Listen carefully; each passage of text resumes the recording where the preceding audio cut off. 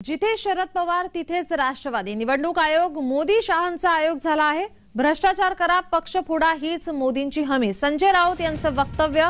संजय राऊत यांनी मोदी आणि शहांवर हल्लाबोल केलाय।